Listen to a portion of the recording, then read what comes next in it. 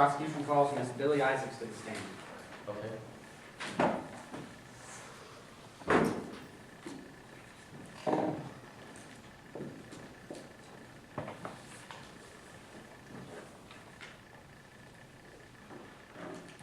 May I proceed? You may. Good afternoon, Mr. or Ms. Isaacs. Please introduce yourself to the members of the jury. Hi, my name is Billy Isaacs, ISAACS. What is it that you do for a living, Ms. Isaacs? Well, I used to be a cheerleader for U of M, but that wasn't working out, so I decided to work part-time at Rock Road. They didn't work out either. So now I'm a bartender at Shady Grove, excuse me. You okay? You mentioned you worked at Rock Road. When did you work at Rock? In the summers of 2011 and 2012. And what was your duties as an employee? Well, I was a ride operator. Specifically, what ride did you operate? The tunnel here. When you operated the tunnel tear, how exactly did you operate this ride? Well, there's a control panel, and it has these stop and go buttons, and it has a maintenance lever. How exactly is this control panel set up? Well, to the bottom left are the stop and go buttons, and to the upper right is the maintenance lever. Well, Ms. Isaacs, you mentioned this maintenance lever a few times. What is that? Well, the maintenance lever is when you put the ride in blackout mode, once you pull it, and then that's when like the lights go off and then the ride keeps moving. Well, you told us earlier that you were the one that operated the ride the tunnel tear. Did anyone else work that ride? Yes, with Bowman, but only if I asked her to operate it for me, if I had to leave early. Well, does Whit Bowman ask to take over your ride often? No, only if I asked her. Now, I want to talk about August 30th of 2012, okay? Were you working that day? Yes, I was. And how did your day begin?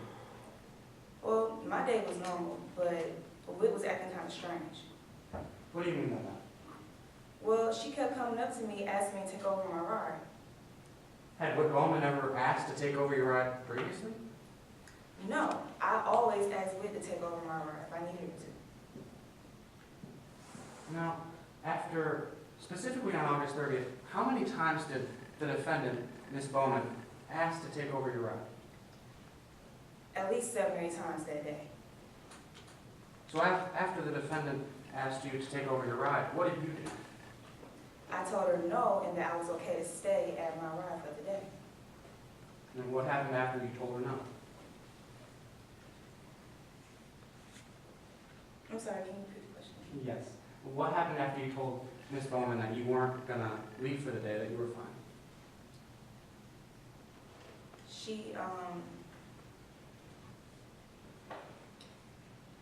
I believe she just walked away.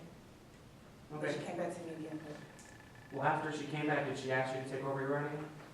yes, except this time she didn't ask me. She told me that Longstreet said that I could go home and that she's going to take over my ride. Objection, Your Honor, hearsay.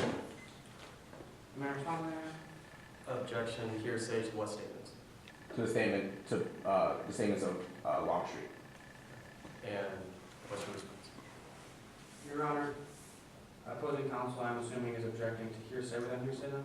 Yeah. Where Longstreet told Bowman to tell her something? Yes.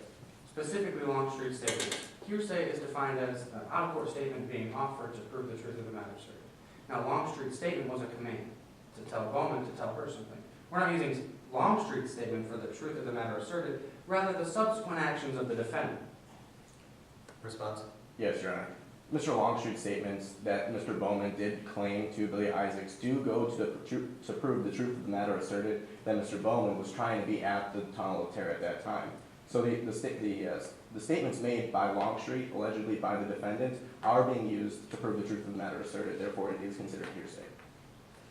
One more time. We're not using it for the truth of the matter asserted. The statement from Longstreet was a command. After that command, we're using it to prove what did Whit Bowman do after that. The subsequent action, not the truth of the matter asserted. Objection's overruled. Yes, Your Honor. So, I just asked you what you did after Whit Bowman came up to you. What did you do? Well, I figured I'd go home because she said I can go home. So I decided to go home, and as I was leaving the park, a few people came up to me and started asking me questions. Well, who was asking you questions? Well, first it was Whit. And what did Whit Bowman ask? She was asking me about blackout mode. Well, who else asked you questions? Then it was Cameron Poole, came up to me asking me about whether or not they would Whitney take over my ride to Tunnel of Terror. Objection, Your Honor, hearsay. What statements hearsay? The statements by Cameron Poole to the witness. Ms. Miles? Your Honor, we're not offering. Again, Your Honor, hearsay is defined as an out-of-court statement being offered to prove the truth of the matter asserted. Whit Bowman, or Cameron Poole's statement was a question. A question of whether Whit Bowman had taken over the ride. There's no assertion in that. The truth of the matter asserted would be the question. We're not using it for that. We're using it for what she said after that, the subsequent action, not the truth. Was it a question? I'm sorry? Was what Cameron Poole said a question? Yes, it is, but Objections overruled. So what did you say to Cameron Poole after? Well, I told Cameron that, yes, she did take over my ride, and I remember as I was telling him that he got this big smile on his face, and he walked away. Your Honor, at this time, I have no further questions. Okay. Defense, ready for response examination? yes, Your Honor. You may proceed with your record.